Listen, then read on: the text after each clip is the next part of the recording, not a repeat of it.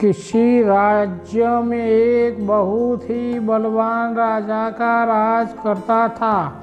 उसकी रानी भी बहुत सुंदर और समझदार थी।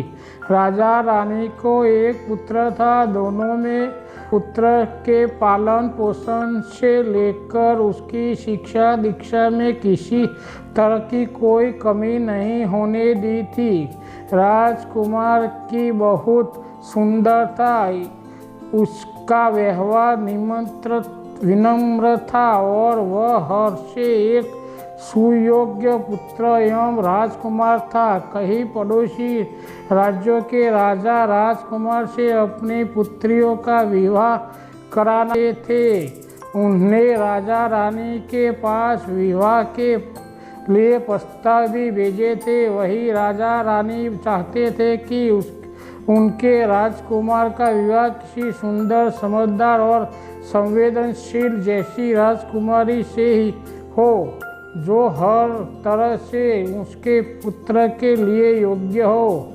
राजा ने अपने राजकुमार को उन राज्यों में भेजा जहाँ से उसके लिए विवाह के प्रस्ताव आए थे। राजा चाहते थे कि राजकुमार खुद उन राजकुमारियों से मिले, उन्हें समझाए और अपने लिए एक सुयोग्य पत्नी का चुनाव करे। राजकुमार ने भी अपने पिता की बात मान ली। वो कई अलग अलग राज्यों में गया, वहाँ के लोगों उन राजकुमारियों से मिला, लेकिन फिर भी उसे सभी राजकुमारी में कुछ न कुछ कमी मिल जाती थी।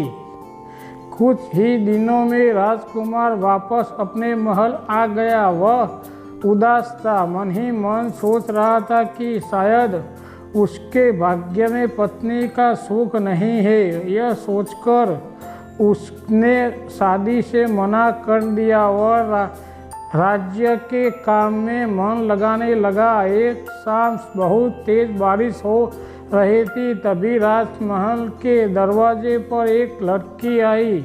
उसके कपड़े बारिश की वजह से भीग गए थे, उसके बाल बिखरे हुए थे। वह पूरी तरह से अस्त व्यस्त नजर आ रही थी। उसकी दरवाजे पर खड़े सैनिकों को बताया कि वह एक पड़ोसी राज्य की राजकुमारी है, जो बारिश की वजह से यहाँ पर फंस गई है।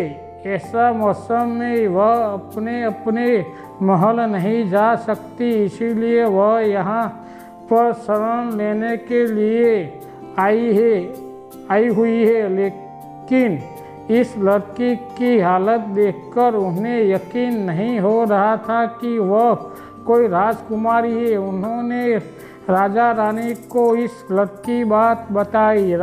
रानी ने इसे महल में शरण दे दी, लेकिन उसकी बात कितनी सच है ये जानने के लिए रानी ने उसकी परीक्षा लेने की योजना बनाई।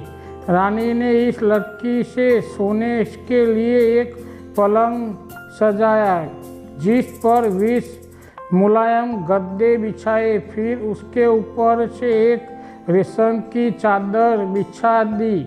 रानी ने बड़ी ही चतुराई से इसे रेशमी चादर और 20 गद्दों के नीचे बटर का दाना भी रख दिया और फिर इसी बिस्तर पर लड़की को सोने के लिए कहा। अगले दिन जैसे ही वह लड़की अपने सोने के कमरे के बाहर आई तो रानी ने बड़ी ही बेशर्मी से उससे पूछा कि इसे रात में नींद कैसी आई। इस पर इस लड़की ने कहा वह पूरी रात नहीं सो पाई, इसे उसके बिस्तर पर कुछ चुभ रहा था। यह सुनकर रानी को यकीन हो गया कि ये लड़की सच कह रही है, वह कोई राजकुमारी है। तभी उसे 20 गद्दों के नीचे रखा एक मटर का दाना भी चुभ रहा था और वह बहुत ही संवेदनशील राजकुमारी भी है। रानी ने इसे राजकुमारी से अपने राजकुमार के विवाह का निर्णय कर लिया। राजा रानी खुद इस राजकुमारी को उसके राज्य में छोड़ गए और वहाँ पर जाकर उन्होंने उसके राजपिता से शादी का प्रस्ताव भी रखा। इस राजकुमारी एवं उसके पिता ने इसे स्वीकार कर लिया और राजकुमार और राजकुमारी का विवाह करवा दिया गया। हेलो दोस्तों, एक कहानी आपको अच्छी लगी हो तो लाइक ज़रूर करना और मेरी चैनल को सब्सक्राइब कर लेना दोस्तों। थैंक यू वेरी मच मेरे प्यारे दोस्तों। और मुझे आपके सपोर्ट की ज़रूरत है तो मुझे सपोर्ट आप ज़रूर करना मेरे प्यारे दोस्तों।